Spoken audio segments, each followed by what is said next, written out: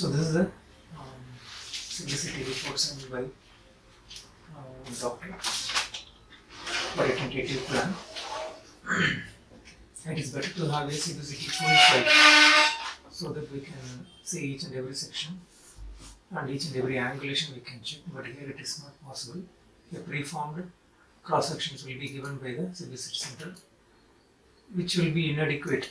However, we will do some planning.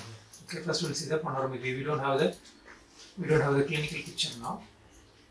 If you see here, there is a prominent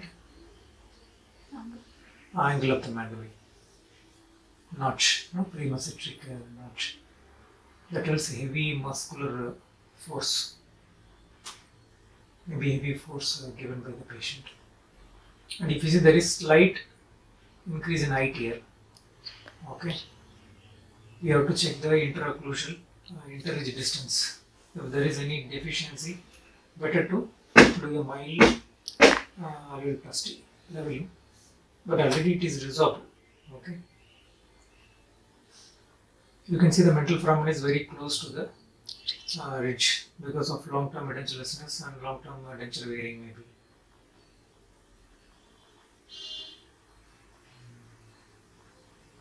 So there is no tooth, right? So there is no reference point to find out the mental foramen.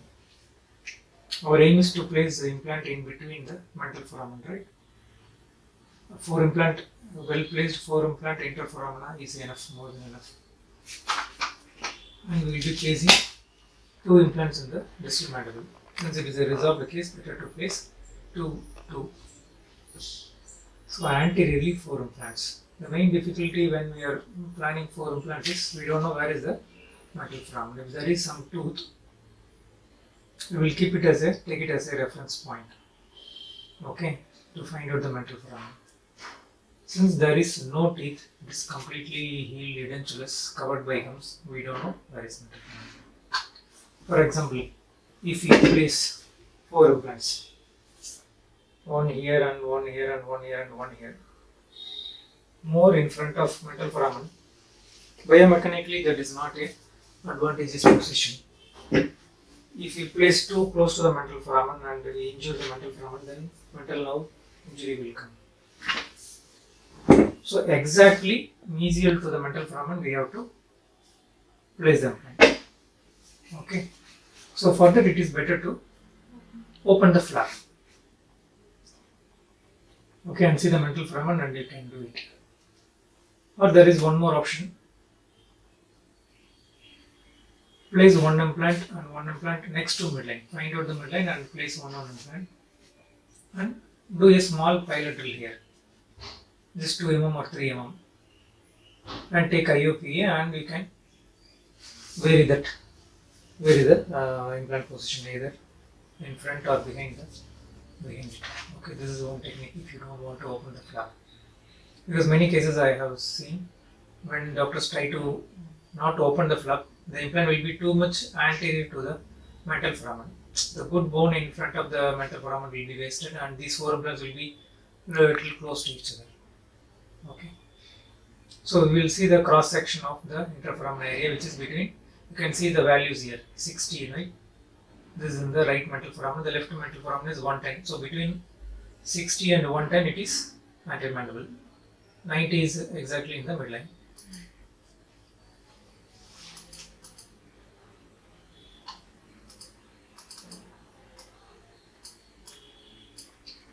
Okay, so what is the value here?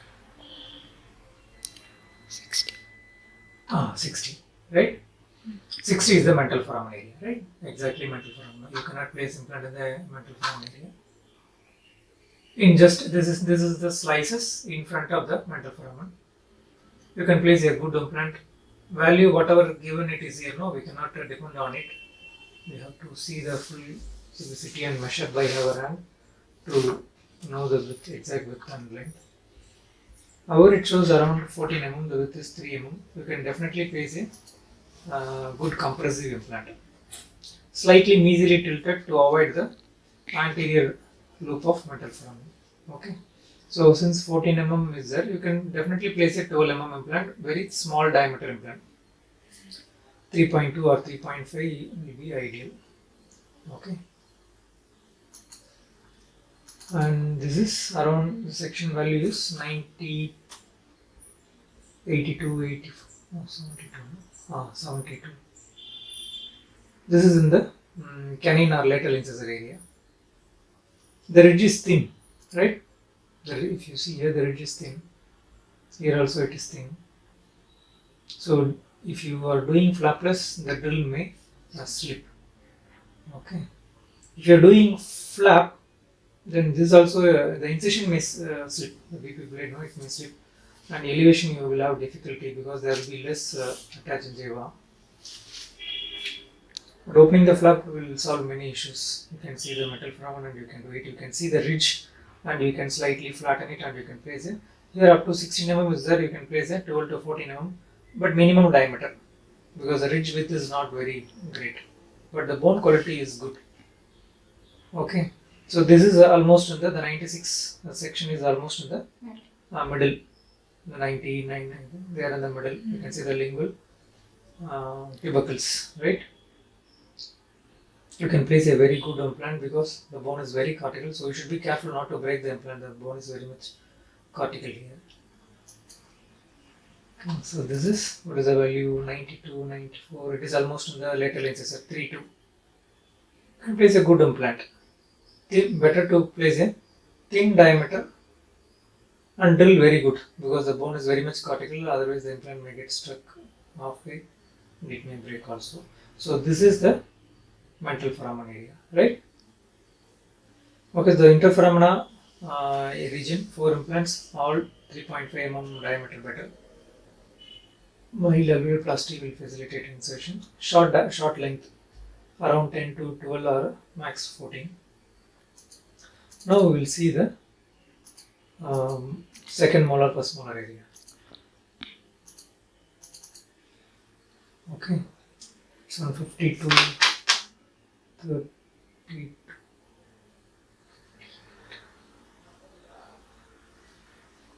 Okay, so this is almost in the first molar distal area, the 42 to 4650. You can see the inferior canal is here, the myloid ridge is here. So what is this is the safety area, this is the target area. Okay, so you can place implant from here to here. So we don't know what is the width of this target area, right? This is the myloid ridge. You can see this is the premolar areas. The myloid ridge is not very much prominent, but here it is getting prominent. As you go distally from 50 to 42, you can see myloid ridge is getting more prominent. Okay, so if you see the 42 section, there is good target area is available. So from here we can place a basal is the ideal one. But we don't know what is the distance between the inferior canal and the myloid ridge, the value. We don't know the value, right? Here height is given, right? The height is given, the ridge width is given. But what about this lingual target area? This value we need. If it is good, you can place a good 3.6 BCS. If the value here itself, 4 mm. If you put 3.6, it will be very tight situation. So you might have to use a smaller diameter BCS, 2.6 or 2.7. 2.7 simpler and available, or even 3 also available.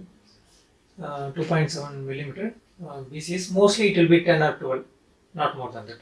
Okay, because the ridge is already resolved. So distal mandible, either 3.6, 10 or 12, or 2.7, 10 or 12, basal only, no compressive. You will see this is the left side. Okay, so this is the left side. You can see, the height is given, but the lingual target area, this is not given. So the more, this is mesial, the more you go distally. This is almost in the maybe 8, this may be in the 7. Okay. You can place a 3.6, 10 or 12, or 2.7, 10 or 12. This we can tell only after measuring this area. Okay.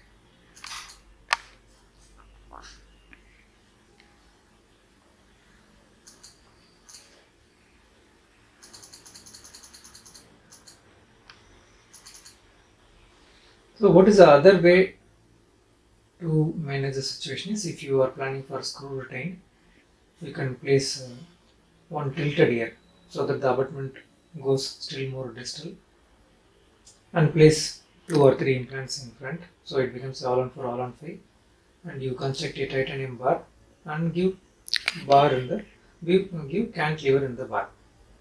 Okay, this is one more option, similar to all on 4 with convention. You can do all on 4 all on 5 with single piece multi-unit also.